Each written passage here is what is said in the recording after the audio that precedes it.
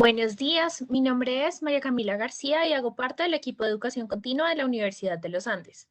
Sean todos bienvenidos a la conferencia Flexibilización curricular, interdisciplinariedad y transdisciplinariedad.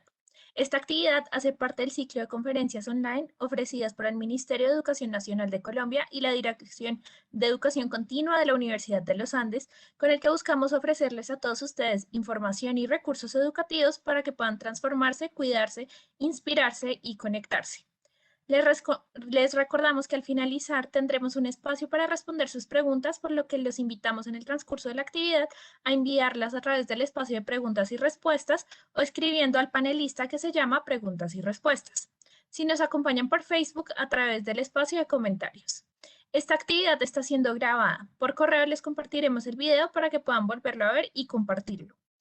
El día de hoy nos acompaña como anfitrión de este evento Rita Flores, fonoaudióloga y magíster en lingüística de la Universidad Nacional de Colombia, profesora titular y pensionada del Departamento de Comunicación Humana, Facultad de Medicina, Universidad Nacional de Colombia, investigadora del Grupo de Investigación Cognición Humana, asesora de la Subdirección de Referentes y Evaluación de la Calidad Educativa. Rita, buenos días, un gusto tenerte con nosotros. Te damos la palabra para iniciar con esta actividad.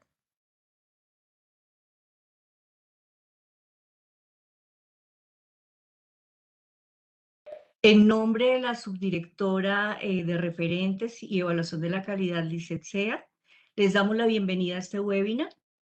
Como les dijeron, mi nombre es Rita Flores Romero y tengo el gran honor y el gran gusto de estar en este webinar con el profe Cajiao. El profe Francisco Cajiao es licenciado en Filosofía de la Universidad Javeriana, magíster en Economía de la Universidad de los Andes, asesor del Ministerio de Educación Nacional, fue rector de las universidades distrital y pedagógica, secretario de Educación de Bogotá, consultor del Ministerio de Educación de América Latina y Europa, así como de la Organización de Naciones Unidas. Además, es reconocido como maestro de maestros y maestras en el país y por fuera de él. Ha escrito varios libros sobre pedagogía y desde hace algunos años tiene una columna en el periódico El Tiempo que siempre la leo. Entonces, profe Francisco, bienvenido a este webinar sobre flexibilización curricular, sobre interdisciplinariedad, transdisciplinariedad. Tiene la palabra, profe, y bienvenido. Muchas gracias, Rita, muchas gracias al Ministerio de Educación, a la Universidad de los Andes, por invitarme a esta conversación, que espero hacerla de la manera más sencilla posible. Y me refiero a la sencillez porque no siempre logramos transmitir de forma, digamos, práctica, conceptos que tienen una enorme complejidad. Hay libros y libros y libros y tratados y estudios y documentos y artículos alrededor de currículo, alrededor de de la transdisciplinariedad, de la interdisciplinariedad, de la multidisciplinariedad, de manera que son conceptos muy fuertes y que se trabajan de manera muy concienzuda en la academia, pero a veces no sabemos muy bien esto como que tiene que ver con nuestra cotidianidad. Por eso, quienes son muy expertos en esto, quiero anticiparles que voy a tratar de traducir algunas de estas cosas como al lenguaje cotidiano que se vive dentro de un colegio. Usualmente, cuando hablamos en términos muy académicos, tendemos a alejarnos de esa realidad cotidiana que es donde realmente se educan nuestros niños. Y los maestros, los rectores, las maestras, los mismos estudiantes pierden muchas veces la dimensión de los cambios que es posible hacer, entendiendo un poco algunas nociones. Lo primero es que dentro de esta gran complejidad que representa el concepto de currículo, yo diría que hay que pensar en tres cosas muy importantes. La primera es que, usando una metáfora del teatro o de la música, podríamos decir que el currículo es como la puesta en escena de una gran obra, en la que hay una historia, y esa historia debe ser la misma para todo el mundo, si no, no tendríamos una oportunidad verdaderamente democrática.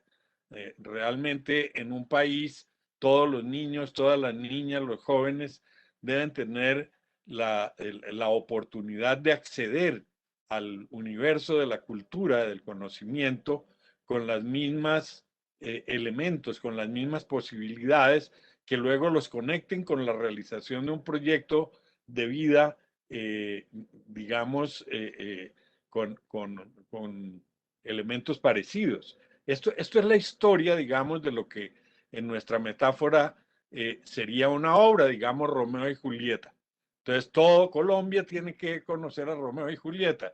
Eso significa, en términos curriculares, que todo Colombia debe darle a los niños la misma oportunidad de acceder a la lengua, de acceder a las ciencias, de acceder a las matemáticas, de acceder al lenguaje de las artes, etcétera. Pero todas las obras pueden ser interpretadas de muchas maneras. Y la gracia de un colegio, digamos, su apuesta pedagógica es la interpretación de esa historia. Es decir, cómo vamos a llevar a cabo ese currículo de tal manera, o esa historia que todos deben manejar y apropiarse, cómo la ponemos. Hemos visto 1000 formas de presentar a Romeo y Julieta. Hay en cine, hay interpretada en términos contemporáneos. Y lo mismo podría decir uno de la música y de todas estas cosas, que con la misma partitura hay siempre alguien que pueda aportarle a eso un toque propio de originalidad. El currículo escolar de un país debe responder al tipo de sociedad que se espera tener, al tipo de ciudadanos que se quieren formar y a las habilidades y competencias que se requieren para el pleno desarrollo de las capacidades individuales. Es muy diferente la expectativa de un gobierno o de un país de carácter doctrinario, todo, y de carácter autoritario, todo, que el currículo que debe tener un país en el que se aspira a que los ciudadanos tengan todas las libertades posibles de pensamiento, de acción, de interpretación del mundo, etcétera. Son dos maneras de ver una sociedad. Y hay un montón de maneras intermedias. Entonces, nosotros conocemos países donde el currículo es prácticamente de interpretación institucional. Es decir, cada región o cada colegio inclusive logra tener su propia interpretación del tipo de persona que se quiere formar. Mientras que hay países que tienen currículos muy regularizados, muy estrictos, muy formales, donde se sabe casi que exactamente qué está pasando en la educación de todo el país en un determinado mes del año. Entonces, hay muchas diferencias de un país a otro en la manera como se concibe esta historia que se quiere transmitir. Hay países que le dan una enorme importancia a la capacidad que los estudiantes tienen para elegir lo que les gusta estudiar, y hay países donde es mucho menos flexible esta historia. Entonces, si nosotros miramos, por ejemplo, países como Nueva Zelanda, en alto grado, el high school norteamericano, y en muchos modelos anglosajones, los estudiantes, a partir del octavo, del séptimo, octavo grado, pueden empezar a elegir qué materias quieren estudiar, qué proyectos quieren hacer, qué cosas les gustaría desarrollar, y pueden tener una multiplicidad de opciones. mientras que encontramos otros países donde todo les viene ya formulado específicamente con el número de horas, la cantidad de libros que deben leer, los capítulos que deben tener, hasta llegar a países que tienen un texto único para todo el país, por ejemplo. En esto tenemos toda la visión de un país alrededor de qué clase de ciudadanos se quieren formar. Luego vamos a ver Colombia dónde está. Ahora, este currículo general, digamos, esta historia para todos los ciudadanos de un país, debe garantizar que todos los niños, las niñas y los jóvenes puedan tener las mismas oportunidades, como decíamos antes, de desarrollo intelectual, emocional y ético, sin importar si son pobres, si son ricos, si están en la zona rural o urbana, si hacen parte de comunidades indígenas, afrocolombianas o inmigrantes, etcétera, o en qué región del país estamos hablando.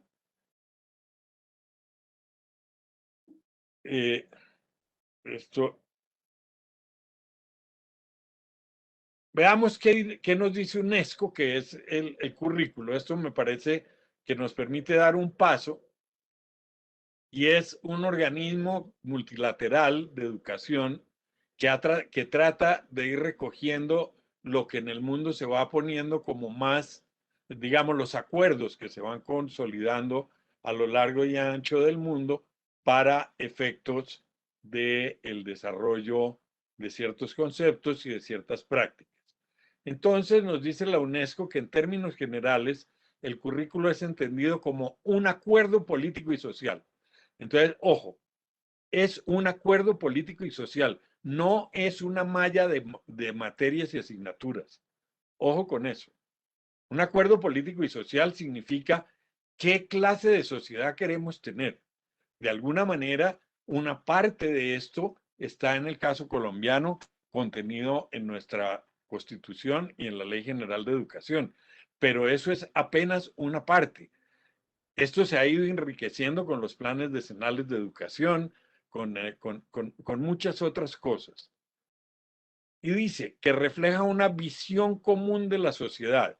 Este es un reto complicadísimo. Imagínense ustedes, en un país como Colombia, hoy día tan tremendamente polarizado, un país en el que estamos volviendo a generar casi que una guerra civil de pensamientos y a veces de prácticas a lo largo de todas estas semanas que hemos tenido de manifestaciones y de diversos tipos de confrontaciones, vemos que es muy difícil realmente ir hacia una visión común de la sociedad. Pero creo que hay unas visiones comunes de la sociedad. Yo creo que no hay que ser de derecha o de izquierda o de centro para saber que quisiéramos una sociedad donde todos los niños, las niñas, los jóvenes tuvieran una mayor y mejor educación. Ese es un acuerdo y esa es una visión común de sociedad. Que los niños y niñas tuvieran acceso a las mismas oportunidades en el mundo de la ciencia, de la cultura, de la política. Ese es un acuerdo común, eso no es una idea de izquierda o de derecha. Eso es una visión común de la sociedad. Y así podríamos ir explorando otras cosas en relación con las libertades, etcétera. Y sigue diciendo, teniendo en cuenta al mismo tiempo las necesidades y expectativas locales, nacionales y mundiales. Esto ya tiene un nivel de complejidad mayor. O sea, hay que tener en cuenta las necesidades locales y las expectativas. Un municipio determinado, digamos, un municipio de Boyacá, de Nariño, de Cundinamarca, en el que predomina la agricultura, puede tener unas expectativas y unas necesidades locales muy importantes alrededor del campo, alrededor del tipo de economía que quieren desarrollar, alrededor del tipo de profesionales que quisieran esas regiones tener para desarrollar su capacidad económica y sus capacidades también personales y su riqueza y su riqueza de capital social. Pero resulta que es que uno no se puede quedar viviendo solo en el municipio, porque ese municipio está en contacto con todo el país. Entonces, nosotros no podemos trabajar solo en función de las necesidades y expectativas de un municipio o de un departamento. Ese departamento está conectado con otros. Hemos oído y está en discusión en la Corte Constitucional, si mal no estoy, un acuerdo sobre una ley sobre la creación de Bogotá región, es decir, una norma que permite hacer planeación conjunta a la ciudad de Bogotá, pero también con Cundinamarca y probablemente más adelante con el Tolima y con Boyacá. ¿Por qué? Porque es que ya nadie vive solo, pero igualmente Colombia no vive aislada del mundo. Entonces, si nosotros pensamos en todo lo que ha sucedido en esta pandemia, entendemos que un virus como el que nos llegó, que un tema como el de las vacunas, etcétera, no es un problema de Colombia, es un problema del mundo. Es un problema que requiere una visión que va más allá de esto y necesitamos jóvenes y preparados e interesados por lo que ocurre no solamente en su lugar de origen y en su lugar de vivienda, sino también por lo que ocurre en el país y por lo que ocurre en el mundo. Entonces, esta es una necesidad muy importante del mundo contemporáneo. Necesitamos un currículo que sea un acuerdo político y social que refleje una visión común de la sociedad, de una sociedad específica, pero teniendo en cuenta las necesidades y expectativas locales, nacionales y mundiales. Es decir, que el currículo encarna los objetivos y propósitos educativos de una sociedad compleja, una sociedad en la que hay muchos elementos que incorporar. Fíjense ustedes que con esta concepción uno no puede en la práctica traducir estas necesidades simplemente en un listado de asignaturas, porque entonces tendríamos que meter en el currículo escolar asignaturas de economía, de agricultura, de relaciones internacionales, de un montón de cosas, y ya con todo lo que tenemos es más que suficiente para que los niños enloquezcan. Entonces, ahí tenemos un primer elemento de discusión muy interesante. Sin embargo, sigue diciendo la UNESCO, un desafío fundamental para todos los países es cómo hacer esos cambios en una época de cambios mundiales y sociales rápidos. Nunca antes la humanidad había experimentado una época de cambios tan rápidos, ni había tenido que abordar ese gran número de riesgos éticos y prácticos como consecuencia de esos cambios. Nunca antes los educadores habían tenido que preparar a los jóvenes para la vida en un contexto mundial tan impredecible y difícil. Imagínense ustedes solamente lo que ha sucedido en el último año y medio. Un buen día, como quien dice, suena una campana y con el sonido de la campana quedan cerrados todos los colegios, no de Colombia, del mundo. Eso no había pasado jamás en 4 siglos que tiene de existir la escuela regular que conocemos hoy. No había sucedido nunca. Se cierra todo y tenemos inmediatamente que pasar a inventarnos otra forma de seguir educándonos. Entonces, esto representa para los maestros y maestras un desafío monumental, para los rectores, para las administraciones locales, departamentales, nacionales, de todo el mundo, una cosa tremenda porque no estábamos preparados, porque el mundo no estaba previsto para eso. Pero uno dice, ok, pero luego esto nos plantea unos riesgos y unos desafíos éticos y prácticos. ¿Es ético mantener a los niños más pobres fuera de la escuela durante año y medio? Esa es una pregunta muy seria. Y la pregunta va dirigida a todos, a los gobernantes, a los organismos de control, a los maestros, a los padres de familia. ¿Es ético que los niños estén en este momento todavía con una enorme cantidad de riesgos que tienen por el hecho de no estar en el colegio? Eso es un tema importantísimo, pero esto es lo inmediato. Pero en una forma menos inmediatista, el universo laboral está cambiando de una manera tan acelerada que no sabemos cuál es la preparación que estos niños van a requerir para poderse mover en este nuevo mundo. Y es un nuevo mundo no por la pandemia, desde mucho antes de la pandemia. Eh, Cada año desaparecen miles y miles y miles de empleos, sustituidos por aplicaciones tecnológicas. Hoy día uno no encuentra un ascensorista en ninguna parte del mundo. Hoy día en ninguna ciudad grande encuentra uno porteros en los parqueaderos. Ya no existen las secretarias que había hace 30 años. Todo esto ha ido sustituyéndose y hay infinidad de aplicaciones y de mecanismos tecnológicos que siguen suplantando empleos tradicionales en el sector industrial, en el sector comercial, en el gobierno, etcétera. Y entonces, ¿qué vamos a hacer con los niños si los seguimos preparando para hace 20 años? Aquí tenemos nosotros unos desafíos monstruosos. Entonces, un currículo no se puede quedar en lo que era hace 40 años y el currículo que tenemos hoy es de hace 30 años y más. Entonces, aquí hay preguntas supremamente importantes que hacernos.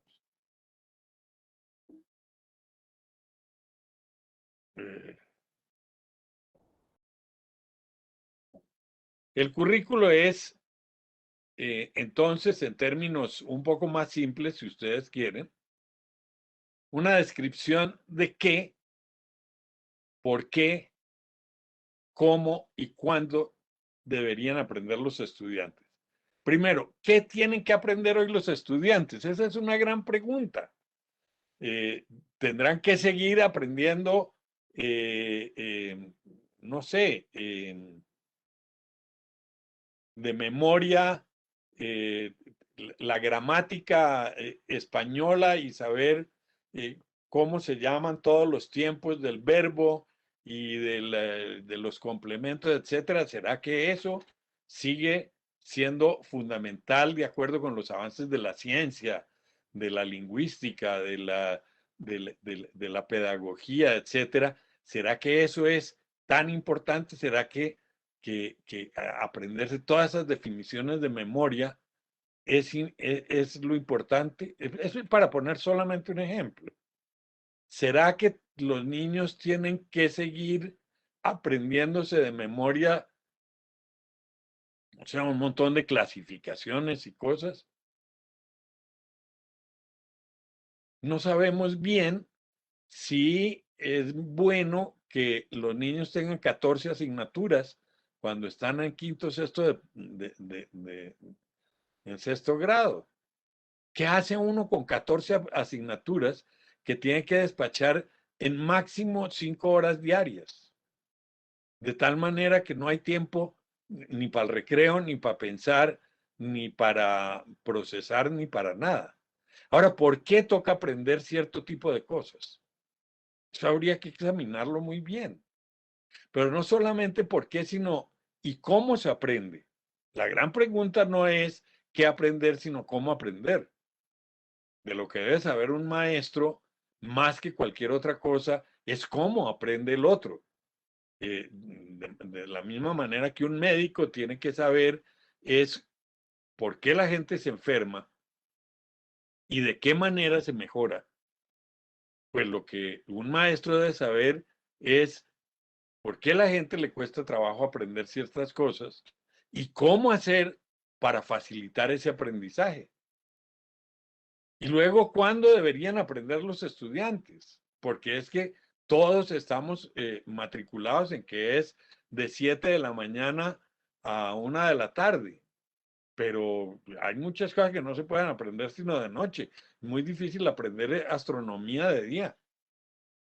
Es muy difícil poder definir de qué manera se incorpora uno a ciertos procesos cognitivos a las 6 de la mañana o a las 7. En las ciudades grandes, niños levantados a las 4:30 de la mañana, que llegan al colegio mal dormidos y casi sin desayunar. ¿Y será esa la mejor forma y la mejor hora para aprender? Pero además hay que preguntarse dónde se aprende, porque no es lo mismo aprender en un museo arte que aprender museo mirando unas láminas chiquiticas en un libro o mirando una presentación de YouTube. Entonces, esto es una cosa muy importante y es que el currículo debe abarcar muchos elementos. Debe decir no solamente qué es lo que tradicionalmente estamos acostumbrados, que nos dan una lista de asignaturas y una malla curricular y entonces con eso pensamos que ya tenemos currículo. La verdad es que eso no es suficiente. La prueba de que no es suficiente son los resultados de todas las pruebas que hacemos, tanto internas en los colegios, donde un montón de niños pierden año cada vez o pierden asignaturas, lo cual significa que no aprendieron, como las pruebas generales que se hacen desde el ICFES o las pruebas internacionales que se hacen desde diversos organismos que muestran que no están aprendiendo. Entonces tenemos que volvernos a plantear qué, pero también por qué. Porque hay cosas que no sabemos por qué hay que aprenderlas. Yo no estoy diciendo que se quiten o se pongan, eso lo tendrá que definir un colegio, un maestro, una región o un país. Pero yo no sé por qué aprender números fraccionarios. ¿Cuántas veces en la vida quienes me están escuchando ahora han tenido que definir cuánto es 7 octavos más 11 18avos menos 26 quintos? Y si los que están escuchando son capaces de hacer eso así casi que de memoria, no sé por qué haya que aprender eso. Pero si no sabemos por qué, es muy grave. Porque no puede ser porque está en el currículo. Tiene que haber una razón más importante que nos diga que eso es importante aprenderlo y por qué en quinto de primaria y no en noveno grado o por qué en noveno y no en tercero. No sabemos. Y si no sabemos bien por qué, tampoco sabremos bien el cómo. Entonces, el currículo no es, por supuesto, un fin en sí mismo. Más bien, su objetivo es lograr resultados de aprendizajes útiles y valiosos para los estudiantes, como cumplir una serie de demandas sociales y políticas. Esto es lo que nos está diciendo la UNESCO. Lo importante es que los estudiantes puedan tener unos aprendizajes que les sirvan para la vida, que les sirvan para avanzar en otras cosas. Si a mí me responden que la habilidad con los números fraccionarios es la única posibilidad para que un día un niño pueda ser astronauta, entonces eso pues seguramente es valioso. Si me dicen que sin eso no será posible nunca entender el comportamiento de las células y por lo tanto cómo funciona la salud y cómo se infecta un organismo, entonces que les enseñen todo. Pero si nadie sabe por qué se enseña, es más, si cada profesor no sabe ni siquiera lo que enseña el otro, pues estamos teniendo unos niños con con un estrés terrible, tratando de dar buenos resultados sobre cosas que ellos no han aprendido, que no saben para qué sirven y que sus maestros lamentablemente tampoco. Entonces, esto va llevando a un fracaso colectivo donde el primer perjudicado, aunque ustedes no lo crean, es el propio maestro. Porque el propio maestro es quien se siente en un determinado momento muy frustrado. Siente que trabaja mucho porque lo hace, siente que prepara mucho sus clases porque lo hace, siente que gasta horas de horas corrigiendo pruebas porque lo hace y resulta que sus estudiantes no aprenden. Eso es tan frustrante como que a un médico se le mueran todos sus pacientes, o por lo menos un altísimo porcentaje. Entonces yo creo que el currículo es una guía, es una carta de navegación que nos tiene que ayudar a orientar nuestra satisfacción como profesionales.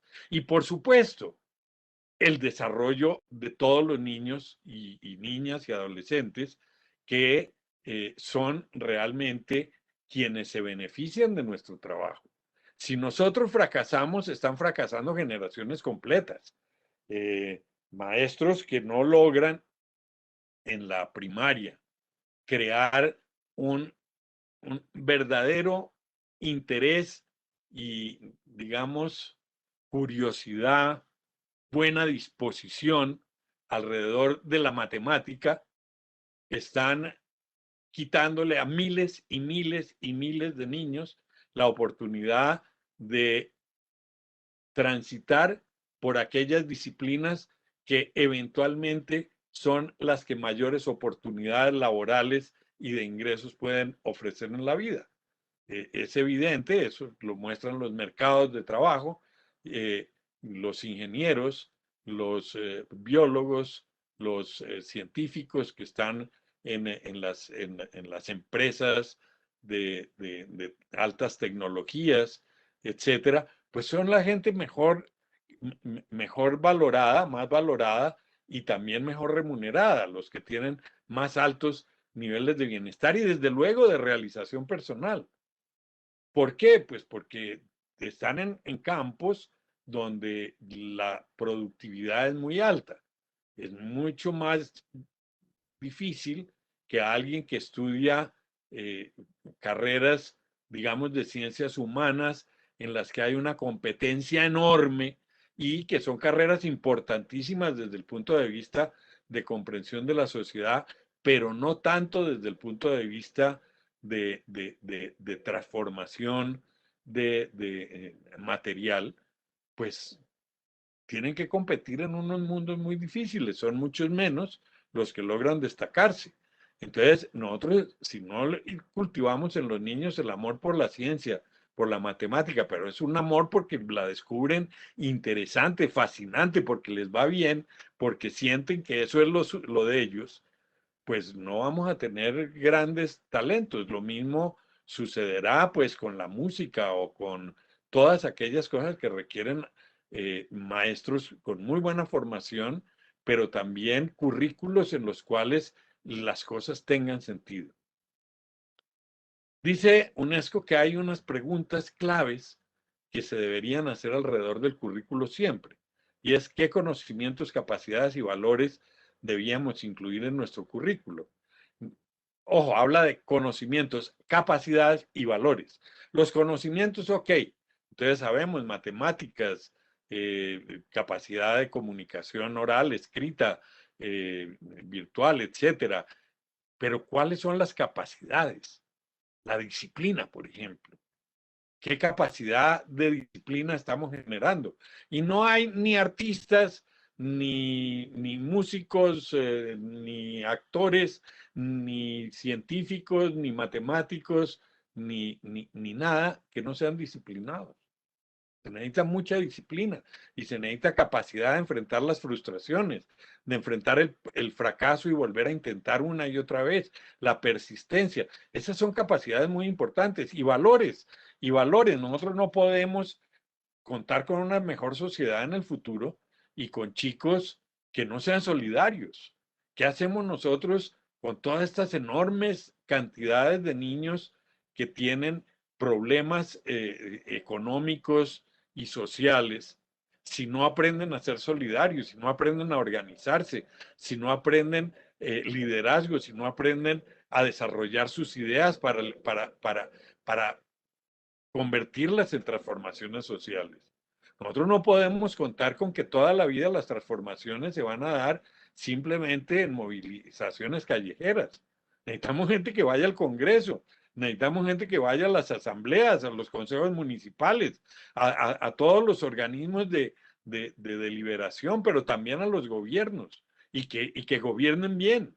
Necesitamos líderes. Y esos no se forman así nomás. Eso requiere valores muy importantes de honestidad, de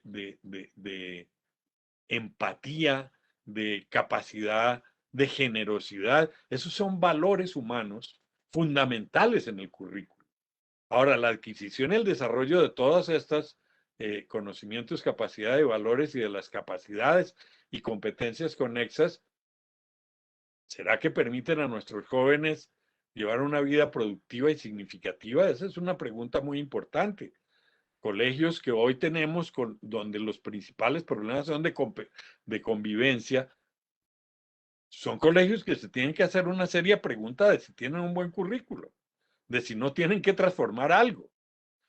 Colegios donde los niños hacen trampa todo el tiempo porque viven aterrorizados con tirarse el año, porque tienen la sensación de que el mundo conspira contra ellos, de que la autoridad y los adultos solamente son agresores que están pendientes de ponerle zancadilla. Pues eso no es un colegio donde estemos fomentando la democracia, la libertad de expresión, ni la buena política. Entonces tenemos una enorme cantidad de niños que trabajan solo para tener contentos a los adultos, pero no trabajan para ellos enriquecerse y para enriquecer sus vidas y sus comunidades. Nuestro paradigma actual de asignaturas, entonces, ¿será que constituye un currículo adecuado? Esta pregunta, por ejemplo, es clave,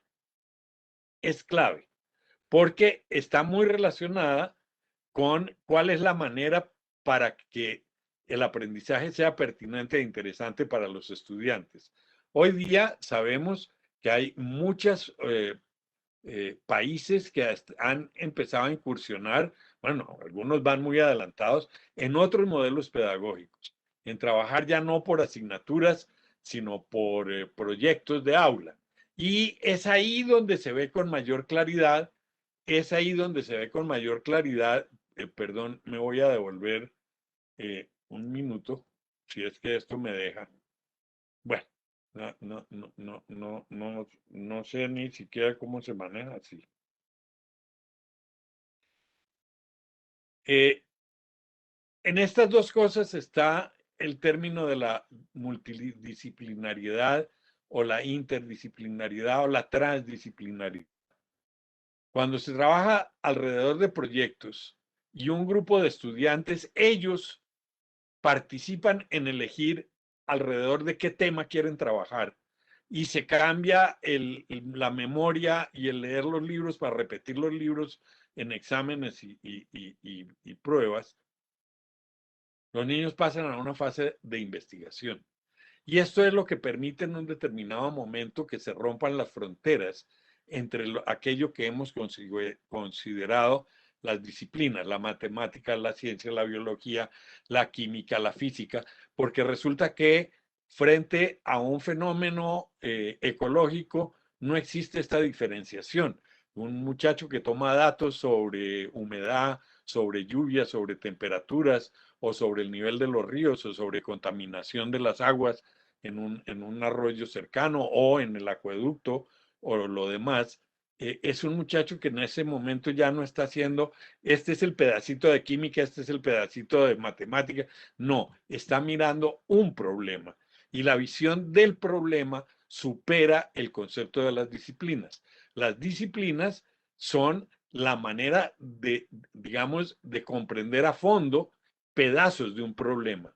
Pero el problema en su conjunto no es disciplinar. Los problemas sociales, problema de violencia, no es un problema solamente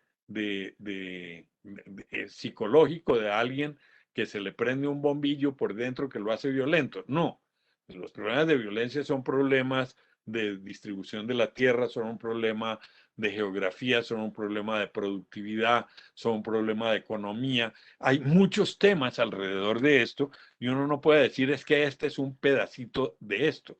Entonces, las transformaciones curriculares ya en el cómo se lleva a cabo el aprendizaje se vuelven supremamente importantes y yo creo que ahí hay una invitación muy grande a que exploremos lo que hay.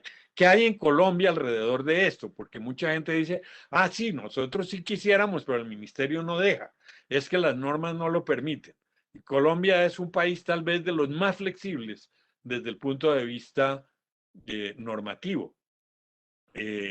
Aquí hay la ley 115 del 94 que establece con mucha amplitud los fines de la educación. Son 13 fines de la educación que cada uno de ellos solo podría abarcar miles de temas. Así como las áreas fundamentales que debe contemplar el plan de estudios de una institución, que habla de nueve áreas fundamentales. Pero estas áreas fundamentales no son asignaturas, no son asignaturas, son áreas de desarrollo de la persona. Entonces, se habla de que hay que desarrollar el pensamiento matemático. el pensamiento social, el pensamiento científico, el pensamiento histórico, pero también hay que desarrollar las habilidades físicas, las habilidades artísticas, las actitudes éticas, religiosas. Entonces, fíjense ustedes que no todos son asignaturas. Hay unas cosas que se pueden traducir en asignaturas, pero pensar que uno aprende ética por una asignatura es no haber entendido nada mientras vive en un ambiente lleno de trampas entre los muchachos, de trampas que vienen de la familia, de trampas que hay en la institucionalidad. Entonces, eso no asegura el aprendizaje de la ética ni de la democracia.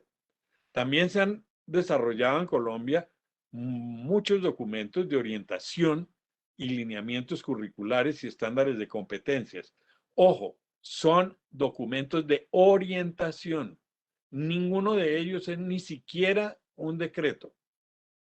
Son documentos que están para la consulta de la gente, pero por otro lado, la ley 115, cuando estableció los proyectos educativos institucionales, le dio un amplio espacio de autonomía a los colegios para elaborar sus proyectos, que en conjunto deben incorporar todos los aspectos fundamentales del proceso formativo que constituye en su conjunto el currículo. Entonces, lo que hay en Colombia es una enorme flexibilidad curricular, muy, muy grande. ¿De qué depende que la llevemos a cabo? De tres cosas. Uno, que queramos, por supuesto. Esa es una condición sin la cual es imposible. Dos, de que trabajemos en equipo. Son los equipos de maestros los que forman. No es un maestro individual. Uno no puede, como en ciertas empresas privadas, decir el vendedor del mes. No hay el maestro del mes, hay el equipo del mes. Habrá un equipo de maestros que trabajan con un cierto grupo de grados escolares en un colegio o en una sede y que logran avances importantísimos, pero como equipo. Individualmente no, y menos maestros peleándose por las horas, por las tareas, por quién pone más exámenes o menos, en algunos colegios privados y públicos. Yo he trabajado por lo menos en 10 colegios, de manera que sé desde adentro cómo es la cosa. Hay roces fuertes entre los maestros por celos profesionales, por cosas de estas, que tienen que ver muchas veces con cosas muy insignificantes, pero que generan dificultad para hacer una labor de conjunto. Es decir, piensen ustedes en un enfermo que está en una sala de cirugía con una cirugía urgente y el cirujano está peleándose con el anestesista. O el anestesista está en un cuento distinto y él quiere poner la mejor anestesia del mundo, pero no en función de la cirugía que se está haciendo. O la enfermera que resuelve que ella no se mete con la instrumentadora. Esas cosas no pueden funcionar cuando trabajamos como profesionales de muy alto nivel en un contexto de que de nosotros depende la vida de muchos niños cada año. Ya para ir redondeando, miremos simplemente 4 cositas relacionadas con el currículo y el aprendizaje. Todos los elementos que intervienen en la vida escolar hacen parte de este proceso.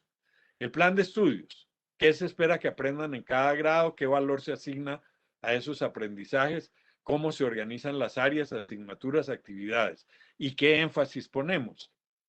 Es muy importante que el plan de estudios sea flexible y ojalá los planes de estudios tengan un espacio de opcionalidad de tal manera que los niños puedan elegir qué les gusta más, dónde se sienten mejor, para qué son mejores. Entonces, pues si hay chicos que son talentosos para la música, que haya espacio para la música y que haya espacio también para avanzar más rápido en matemática, aquellos que son muy talentosos y muy buenos en eso, o en el lenguaje, etcétera. La estrategia pedagógica. Es muy importante escoger y definir cuál es la mejor forma para conseguir el aprendizaje en cada grupo de edad. Cada grupo de edad tiene características distintas. Yo no les puedo enseñar a los niños de segundo de primaria de la misma manera que a los de noveno grado, y a los de noveno tampoco que a los de 11, porque en cada grupo de edad se van dando transformaciones biológicas, psicológicas, que van respondiendo a la madurez y que van respondiendo a los mismos cuestionamientos que los chicos se hacen. Nosotros trabajamos para ellos, ellos no trabajan para nosotros. Eso es un principio que hay que tener en cuenta. A veces pareciera que los colegios sienten que son los estudiantes los que trabajan para el colegio, y cuando les va mal se ponen bravos con el estudiante porque hace quedar mal al colegio. Y entonces se nos olvida que somos nosotros los que trabajamos para los estudiantes. Es como si los médicos se pusieran bravos con los pacientes porque están enfermos y porque no se mejoran, como si fuera el paciente el que con su mejoría tuviera la obligación de hacer quedar bien al hospital. La organización escolar es fundamental. La participación en el gobierno escolar, la organización es por ciclos, los horarios, las salidas fuera del colegio, la relación con el espacio geográfico en que se mueven, la convivencia. Son muchos aspectos relacionados con la organización y con los tiempos y espacios que tienen que ver con el aprendizaje, la familia, los miembros de la comunidad, los empleados administrativos son muy importantes en todos estos procesos. Entonces, cuando nosotros estamos haciendo currículo o reflexionando sobre el currículo, nuestro punto de referencia debe ser qué conviene al aprendizaje de los niños, no qué conviene a quedar bien el colegio, no, qué conviene para que todos los niños que hay aquí tengan su oportunidad de aprender y mostrar lo mejor que cada uno tiene. Y esto tiene que ver con la concepción ética de la educación. Antes que nada, debe estar claro que el currículo con todos sus elementos es un medio para conseguir los mejores aprendizajes posibles para todos los niños, niñas y jóvenes. Todo debe estar pensado para ayudarlos a progresar. Por tanto, el currículo no es un fin en sí mismo, es un medio, es un camino. Es esencial entender que todos los estudiantes son distintos, tienen características, historias, talentos y dificultades diferentes. Por eso se requiere mucha flexibilidad que permita que la escuela sea para todos y no solo para quienes se ajustan a un estereotipo. Y luego, no se puede olvidar que la escuela debe trabajar toda en función de los niños y no ellos para satisfacer las expectativas de la escuela, que es lo que ya habíamos señalado. Termino con esta frase, y es una frase que deberíamos todos tener en cuenta. Mientras más dificultades tenga un niño o niña para aprender, más compromiso y flexibilidad se requerirán de quienes pueden darle una única oportunidad en su vida. Y esos somos los maestros. Espero que esto les sirva para interesarse en seguir profundizando en esto y para inventarnos colegios que sean verdaderamente para los niños cuanto antes. Los niños no pueden seguir encerrados en sus casas mientras nosotros simplemente les mandamos tareas por computador. Muchas gracias y estoy abierto a todas las preguntas que haya tiempo de responder. Muchas gracias, profe Cajiao, muy interesante. Me encantó cómo empezó la presentación, un poco mostrando el currículo como una gran obra de arte, una obra literaria, como Romeo y Julieta. Yo tenía varias preguntas o teníamos preparadas varias preguntas para hacerle, pero voy a privilegiar las preguntas que están haciendo las personas que nos acompañan hoy. Bueno, profe, Claro, entonces con mucho gusto. pregunta Campo Elías. ¿Cómo asumir muchos de los factores asociados en la sociedad, establecimiento educativo, docentes, estudiantes y padres de familia para visibilizar resultados en los procesos de enseñanza y aprendizaje? Esa es una pregunta muy interesante porque a veces la manera que nosotros tenemos para visibilizar el aprendizaje son exámenes y calificaciones. Y a veces se nos olvida que, mejor dicho, no es que se nos olvide, es que no tenemos muchas veces el entrenamiento para darnos cuenta de qué es lo que los chicos han aprendido. Y no todos los aprendizajes, ni los mejores aprendizajes, los adquieren en el colegio. Entonces, nosotros tenemos, por ejemplo, el caso de niños que son talentos, verdaderamente talentosos. Voy a poner un ejemplo de algún caso que se me viene a la cabeza. En fútbol, un futbolista extraordinario, pero para poder ser un futbolista extraordinario tenía que llegar al colegio tarde todos los días porque tenía entrenamientos diarios de 5 a 7 de la mañana. Es decir, eso muestra ya a un muchacho con un nivel de disciplina increíble. Pero resulta que eso le coincidía con la clase de sociales y la de educación física, unos días sociales y otros días de educación física. Y entonces iba perdiendo educación física porque era un gran futbolista, porque el profesor de educación física sentía que si no era su clase, entonces no se valía. Y la profesora de sociales sentía que el muchacho, si no asistía al colegio, estaba incumpliendo una norma fundamental para poder avanzar, aunque el muchacho siempre había tenido buenas notas y se comprometía a llevarle a presentar exámenes y siempre le iba bien. Y con todo eso lo hicieron perder un año. Tenía que sacrificar el fútbol, que era donde se visibilizaba su talento, para poder visibilizar calificaciones. Entonces, lo que nosotros tenemos es que encontrar otras maneras de que se haga evidente lo que los muchachos aprenden. ¿Cómo? Hay que inventarse formas, porque con las herramientas que usualmente tenemos no es fácil. Muchos colegios oficiales tienen grandes anaqueles de sus resultados deportivos, con copas y medallas y cosas. Esa es una forma de mostrar que el colegio tiene un talento colectivo. Hay otros que tienen muchas preseas y testimonios, digamos, artísticos, porque tienen grupos de danza, tienen orquestas, tienen cosas. Esa es una manera de visibilizar el aprendizaje. Pero tenemos que inventarnos unas donde se vea la ciencia, unas donde se vea la matemática, unas donde se vea la capacidad de liderazgo político. Y eso se da organizando cosas dentro de los colegios y fuera de los colegios. Muchos colegios privados tienen, por ejemplo, concursos de debate, tienen todos estos modelos de Naciones Unidas. Hay que inventar otras formas que no sean solamente el sacar las notas rutinarias de exámenes. Totalmente de acuerdo, profe. Además, eso tiene una relación con lo que usted nos mencionaba antes, de la importancia de que los maestros, maestras, directivos, docentes, la comunidad educativa también alimente su conocimiento con lo que se sabe al día de hoy del aprendizaje humano, ¿no? Es muy importante reconocer que dependiendo de la naturaleza de lo que se aprende, también dependen mucho las maneras múltiples para valorar lo que se aprende. Bueno, vamos a seguir con la pregunta que hace Francis Joana.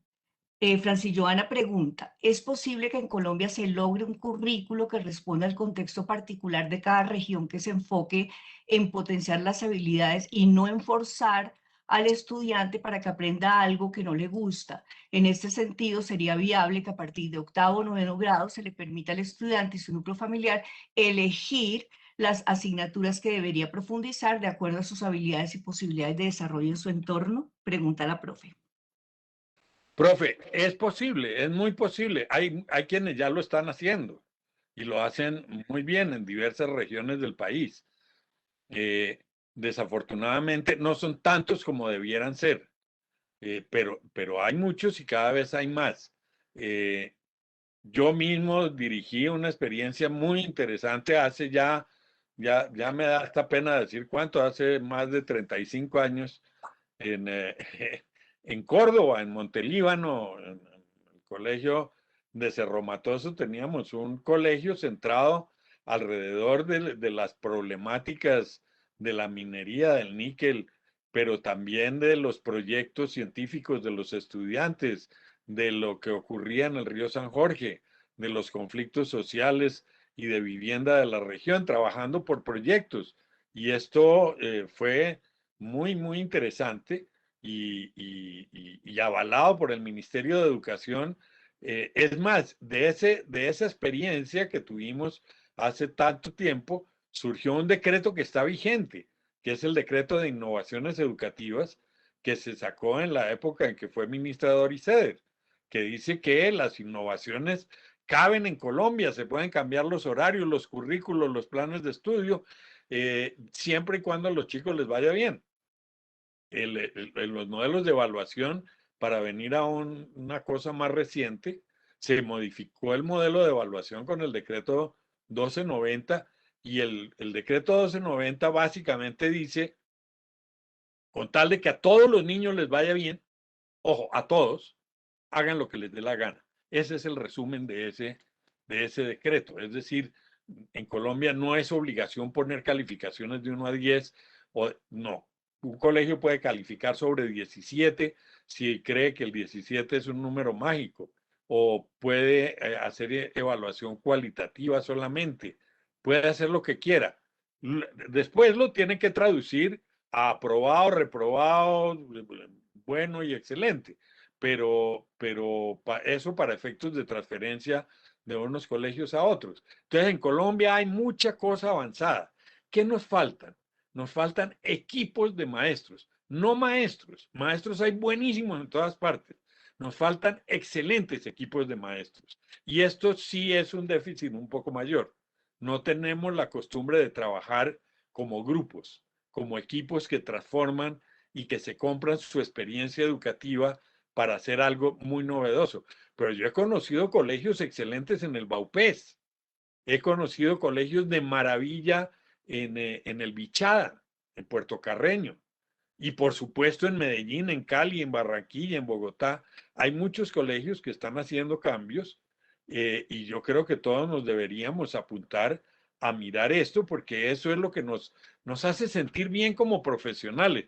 Yo insisto, esto no es un tema del maestro pobre, sacrificado, proletario, que siempre se está quejando. No, esto es del maestro profesional que siente que tiene poder, que tiene un enorme poder en sus manos, que es transformar su mundo, hacer de su vida una vida realizada, donde pueda sentirse orgulloso de lo que hace con sus compañeros y con sus comunidades. Yo creo que esa es la verdadera dignidad de una profesión. Profe, hay muchísimas más preguntas, pero ya estamos casi llegando a las 4 de la tarde. Entonces yo solo quiero preguntarle, profe, ¿usted qué recomienda, verdad, para colocar en diálogo lo local, lo nacional y lo global? O sea, ¿cómo hacemos? ¿Qué nos recomienda para lograr tener ese éxito, digamos, en esos diálogos, repito, locales, nacionales y globales? Yo creo que necesitamos hacer unas movilizaciones muy fuertes profesionales. Una son las movilizaciones de protesta, pero yo creo que hay que hacer movilizaciones de propuesta, ¿no? Y las de propuesta implica que rectores, maestros, secretarios de educación empiecen a discutir grandes cambios que se pueden dar alrededor de los planes de desarrollo, que se pueden dar alrededor de los comités de formación docente, que se pueden dar alrededor de muy diversas instancias que ya existen, de las redes de maestros que ya hay. Hay departamentos como el Magdalena que en este momento tienen una propuesta de transformación curricular muy, muy interesante. Bogotá en su plan de desarrollo incluye una propuesta de transformación curricular también, y yo creo que tendríamos que ir mirando cosas de esas para que las regiones se vayan volviendo cada vez más fuertes ellas en su capacidad propositiva. Yo creo que eso es lo que nos puede salvar porque no va a haber cambio ni mejora en la educación nacida desde el nivel central. Pues porque la educación es descentralizada y porque cada región tiene sus propias características y necesidades y sus propios recursos.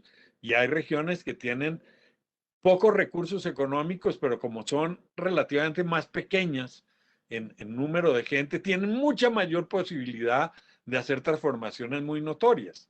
Es mucho más difícil hacer una transformación en Bogotá donde hay 800.000 estudiantes y 700 sedes escolares, a un departamento que tenga 40.000 estudiantes o 30.000 o 20.000 estudiantes y 15 sedes educativas o 20 sedes educativas. Entonces yo creo que ahí hay un tema de trabajo profesional muy importante. Yo sugeriría que los maestros desarrollemos la iniciativa profesional de hacer nuestros propios congresos, no esperar que nos los haga el Ministerio de Educación, porque es que eso es entregar la autonomía profesional. Yo creo que los maestros tenemos que hacernos dueños de la profesión, no solo, insisto, no solo dueños de los reclamos y de las exigencias.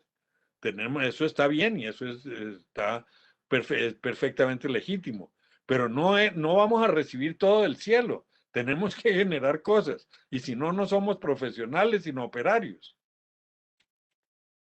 Sí, profe, muchísimas gracias, ¿verdad? Por su generosidad, por compartirnos todas estas ideas que nos van a orientar muchísimo. Agradezco a todos y todas las participantes en este webinar. ¿Verdad, profe? Ha sido muy enriquecedor. No sé si quiera decir algo para finalizar, profe. ¿Algún No, mensaje? que les deseo lo mejor a todos, a todas, maestros, maestras, los niños, las niñas, y que volvamos rápido a trabajar a los colegios que los niños están necesitando muy urgentemente. Eso, no podemos sacrificar la parte más delgada de la cuerda, que son los más pobres, los que no tienen computadores ni conectividad ni nada, no los podemos seguir sacrificando más tiempo. De acuerdo, profe. Es un mensaje también que manda el Ministerio Nacional, Ministerio de Educación Nacional. Gracias, profe. Listo, muchas gracias Rita y Francisco por sus intervenciones. También los asistentes, gracias por enviar todas esas preguntas y gracias a todas las personas que se conectaron a través de Facebook. Les contamos que este evento está siendo grabado y por correo les compartiremos la lista de reproducción de esta y otras actividades. Antes de irnos, a través del chat les hemos compartido un enlace que es una encuesta muy corta que les pedimos diligenciar para que nos cuenten allí cómo les fue en esta actividad. También les compartimos un enlace de contacto maestro en el que podrán volver a ver este evento. De nuevo, muchas gracias a todos por su participación. Esperamos que nos sigan acompañando en el resto de actividades programadas. Que tengan una feliz tarde.